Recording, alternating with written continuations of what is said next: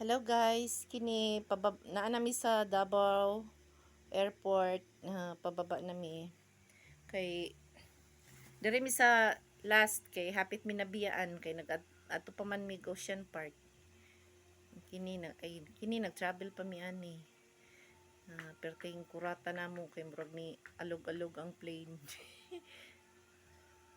Ani siya oh. Kini wala na pa mi sa paliparan ng Cebu. Kana siya. Pakuha na ko kuan ang tupad namin sa luyo. Nagpa-video ko kay wala man ko sa kilid. Tapos kini oh, nagkuan pa ang mga stewardess.